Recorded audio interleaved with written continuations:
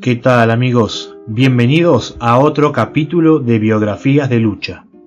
En este material exclusivo para Radio El Aguante les traigo la historia de un caudillo que se dedicó a defender a los desprotegidos y abrazó la causa federal hasta el punto de dar la vida por ella. Se trata de Manuel Dorrego. Dorrego nació el 11 de junio de 1787. Fue el menor de 5 hermanos que nacieron en pleno corazón de lo que hoy es el barrio de San Telmo, en Buenos Aires. En 1810, siendo un estudiante universitario de leyes en Chile, se unió a los grupos que peleaban por la independencia de ese país y se convirtió en uno de los cabecillas de la rebelión. También fue uno de los primeros en arengar "Queremos junta", cuando la Revolución de Mayo estaba por estallar. Abandonó los estudios, volvió a Buenos Aires e ingresó en el Ejército del Norte. Luchó con heroísmo en las batallas de Salta y Tucumán, bajo las órdenes de Manuel Belgrano. Debido a sus heridas en combate, quedó irreversiblemente con la cabeza inclinada hacia un hombro. Como le gustaban las bromas pesadas, tanto Belgrano como San Martín lo sancionaron por su indisciplina y lo dejaron fuera de las batallas en Vilcapugio y Ayohuma. Cuentan que tras la derrota en Vilcapugio, Belgrano evaluó que si Dorrego hubiera estado al mando del batallón de cazadores, seguramente la batalla no se habría perdido. Dorrego regresó a Buenos Aires en 1815 para contraer matrimonio con Ángela. De la unión nacieron 2 hijas, Isabel en 1816 y Angelita en 1821. Su participación en el conflicto que afectaba a las Provincias Unidas del Río de la Plata, sin embargo, lo hizo ir acercándose al ideario del federalismo, algo hasta ese momento inusitado en Buenos Aires y toda Hispanoamérica, buscando la autonomía de la provincia de Buenos Aires en igualdad de condiciones que las demás provincias, que durante toda la época hispánica habían pertenecido siempre a un poder central. Dirigió un grupo opositor al directorio y, además, apoyaba la posición republicana en contra de las pretensiones monárquicas de algunos de los directoriales, que pretendían llamar a un príncipe europeo para coronarlo rey del Río de la Plata. Por otro lado, se opuso a la política del director Juan Martín de Pueyrredón de acercarse a Portugal para atacar juntos a los federales de la Banda Oriental. Pueyrredón ordenó su arresto y destierro. Embarcado en un buque británico, se le dio por destino la isla de Santo Domingo. Poco antes de llegar a destino, el capitán y tripulación del buque decidieron liberar a Dorrego. Al ser capturado el buque, le costó mucho explicar su posición, pero en definitiva quedó en libertad. Logró llegar a Baltimore, en los Estados Unidos, donde pronto se le unieron demás miembros de su partido, expulsados también por Pueyrredón. Allí conoció el federalismo en acción, leyó los periódicos e incluso editó uno en castellano. Se entrevistó con varios políticos y quedó convencido de su posición republicana y federal. Regresó a Buenos Aires en abril de 1820 tras enterarse de la caída del directorio, en medio de la anarquía del año 20. Fue rehabilitado en su grado de coronel y recibió el mando de un batallón. Debido a la ley del olvido que sancionó la legislatura provincial en noviembre de 1821, Dorrego, junto con otros exiliados como Alvear, Manuel de Zarratea y Soler, pudo regresar a Buenos Aires.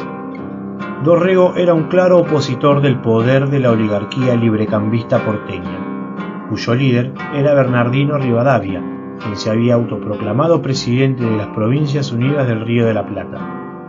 Al discutirse la Constitución de 1826, suspendió el derecho a votar de los criados a sueldo, peones jornaleros y soldados de línea.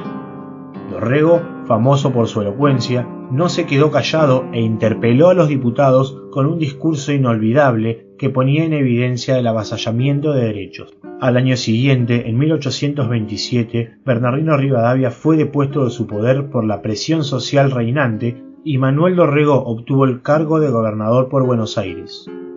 Durante su mandato promovió una ley universal que permitía a los pobres poder votar.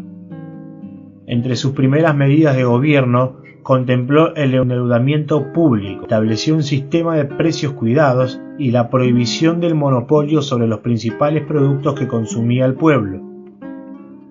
También sancionó una ley de libertad de imprenta que castigó con multas a las publicaciones calumniosas e injuriosas. Sus acciones no durarían mucho. La conspiración unitaria en su contra no se hizo esperar.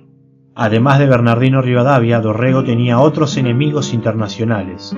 El embajador británico en el Río de la Plata, Lord Ponsonby, quien no toleraba la independencia y patriotismo del nuevo gobernador, como también el emperador del Brasil y los descontentos con el resultado del tratado de paz con el país vecino. Ambos apoyaron la iniciativa de los unitarios de preparar un golpe contra el gobernador. El golpe se planeó en una reunión secreta. Los mentores de la conspiración fueron Rivadavia, los generales Lavalle, Brown, Martín Rodríguez, el ministro Díaz Vélez y Larrea. Los autores materiales de la orden fueron el cuerpo de los antiguos combatientes de la guerra con el Brasil, encabezado por Juan Lavalle, a quien prometieron la gobernación de Buenos Aires a cambio del favor. El fusilamiento de Dorrego no fue consecuencia de un impulso emocional, de un arrebato violento, sino de una decisión fríamente tomada en torno a una mesa. Fue el resultado de una decisión política para eliminar al primer jefe popular urbano de nuestra historia, que ponía en riesgo el poder de la oligarquía porteña. Manuel Dorrego fue capturado un 13 de diciembre de 1828 en las afueras de los Campos Navarro, provincia de Buenos Aires. Conociendo su destino final, le pidió a sus captores que le permitieran escribir una carta al gobernador de Santa Fe, Estanislao López, y otra a su mujer e hijas.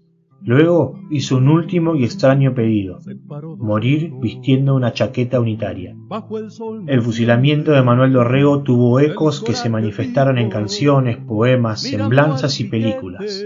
La más reconocida es el romance de la muerte de Juan Lavalle, que escribió en primera instancia Ernesto Sábato como un capítulo de su novela sobre héroes y tumbas, pero que luego musicalizó junto a Eduardo Falú, dándole vida a una pieza memorable y polémica del folclore argentino.